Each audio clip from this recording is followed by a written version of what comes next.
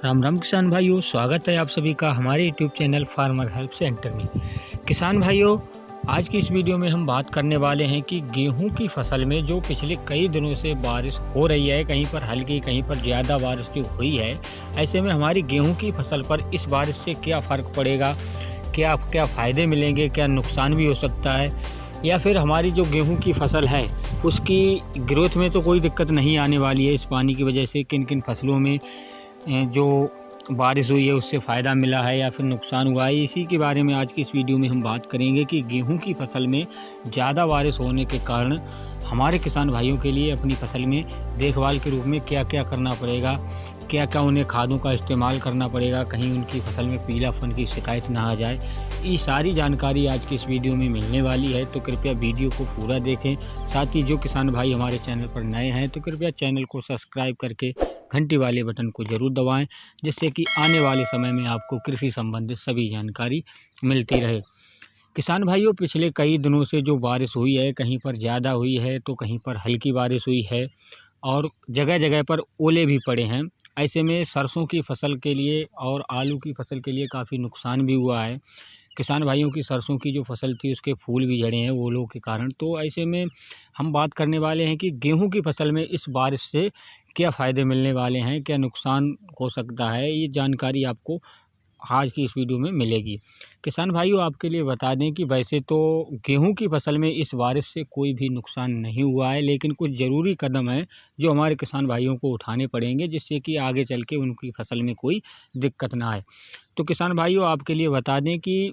जो ऐसी जगह हैं जहाँ पर जल भराव हो जाता है और हमारे किसान भाइयों ने अपने खेत में जल्दी में ही सिंचाई की थी और ऊपर से ये बारिश हो गई, तो ऐसे में जल भराव अगर आपके खेत में हो गया है तो वहाँ पर हमारे किसान भाइयों के लिए थोड़ी दिक्कत का सामना करना पड़ सकता है, क्योंकि जल भराव के कारण जो हमारे गेहूं की पौधे होते हैं ना, उनमें क्या होता है कि जो नीचे से जड़ से वो किसी भी प्रकार की कोई क्रिया नहीं कर पाते हैं जल भराव के कारण, क्योंकि हवा मिलती नहीं है। इस वजह से थोड़ी दिक्कत आ जाती है कि गेहूं की जो जड़ें होती हैं वो कार्य नहीं कर पाती हैं, तो पत्तियों में पीलापन की शिकायत आ जाती है। तो इस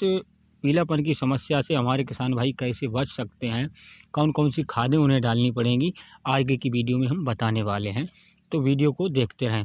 किसान भाइयों, आपके लिए बता दें कि जिस जगह पर हमारे किसान भाई ऐसे हैं, बहुत सी ऐसी जगह हैं जहाँ पर जल भराव हो जाता है, तो उस जगह पर हमारे किसान भाइयों के लिए कुछ कुछ खादों का प्रयोग करना पड़ेगा, जिससे कि उनकी फसल में कोई दुष्प्रभाव इस बारिश से ना हो। किसान भाइयों, आपके लिए बता दें कि कौन कौन सी खादें आपको प्रयोग में लानी हैं इस बार। आपके लिए बता दें कि पहले तो आप हमारे जितने किसान भाई हैं, अगर उन्होंने बुआई के समय सिंगल सुपर फास्फेट का प्रयोग नहीं किया था, तो ऐसे में हमारे किसान भाई, सभी किसान भाई जिनकी जगह गेहूं के खेत में पानी भरा है या फिर नहीं भरा है, तो एक तो उनको एक खाद डालनी है, क्योंकि यूरिया तो हमारे सभी किसान भाई दे चुके हैं पानी के साथ, लेकिन उनके लिए अच्छे पैदावार के लिए 5 से 6 किलोग्राम सल्फ़र प्रति एकड़ के हिसाब से अपने खेत में ज़रूर प्रयोग कर देनी पड़ेगी।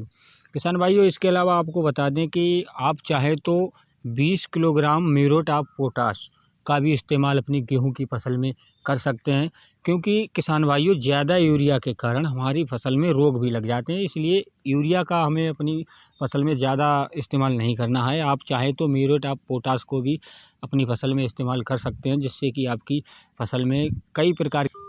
समस्याओं से हमारी फसल को बचाता है। तो हमारे किसान भाई म्यूरेट ऑफ पोटाश का भी इस्तेमाल कर सकते हैं।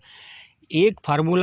ऐसा फार्मूला है, वो हम आपको बताने वाले हैं किसान भाइयों, जिसका इस प्रयोग हमारे सभी किसान भाई अपनी फसल में कर सकते हैं, जिससे कि हमारे उसके स्प्रे करने से हमारी जो फसल है उसमें हरापन बना रहेगा, पौधों की अच्छी ग्रोथ होती रहेगी, पीलापन की कोई समस्या नहीं आएगी। ऐसे हमारे किसान भाई, अब सभी किसान भाई इस फार्मूले का इस्तेमाल अपनी गेहूं की फसल में कर सकते हैं, जिससे कि उन्हें बढ़िया रिजल्ट, 100% बढ़िया रिजल्ट मिलने वाले हैं। तो किसान भाइयों, आपके लिए वो बता दें फार्मूला, आपके लिए जिंक सल्फेट 700 ग्राम लेनी है, 700 ग्राम जिंक सल्फेट, और 500 से 700 ग्राम आपको फेरस सल्फेट लेनी है। मैग्नीशियम सल्फेट आपको 1 किलोग्राम लेनी है, और साथ में मैग्नीज सल्फेट 700 ग्राम लेनी है। किसान भाई, आप 1 से 1.5 किलोग्राम उसमें यूरिया भी मिला सकते हैं। इन सभी का घोल बनाकर हमारे किसान भाई 100 से 150 लीटर पानी में मिलाकर अपनी खड़ी फसल में, गेहूं की फसल में स्प्रे कर दें, तो आपकी फ़सल में 100% इससे रिजल्ट मिलेगा। आपकी फ़सल की जो ग्रोथ है वो बिल्कुल बढ़िया होती रहेगी और आपको इससे जो बाद में जो आपने देखा होगा कि दाना पिचक जाता है, वो समस्या आती है, ये भी नहीं आएगी और आपकी फ़सल एकदम बढ़िया तरीके से ग्रो करती रहेगी। तो किसान भाई, जिन किसान भाइयों की फ़सल में जल भराव हो गया वो भी इसका प्रयोग कर सकते हैं, और जिन किसान भाइयों की फ़सल में जल भराव नहीं हुआ है वो भी चाहते हैं कि अच्छी ग्रोथ हो, तो वो भी इस फार्मूले का इस्तेमाल अपनी फ़सल में कर सकते हैं। तो किसान भाइयों, आशा करता हूँ हमारे द्वारा दी गई जानकारी आप सभी किसान भाइयों के समझ में आई होगी। पीलापन की अगर कोई शिकायत है तो आप इन खादों का इस्तेमाल अपनी फ़सल में कर सकते हैं, जिससे कि आपकी फ़सल में कोई दिक्कत ना आए। तो आज के लिए बस इतना ही। जुड़े रहें आप हमारे साथ। जय जवान जय किसान।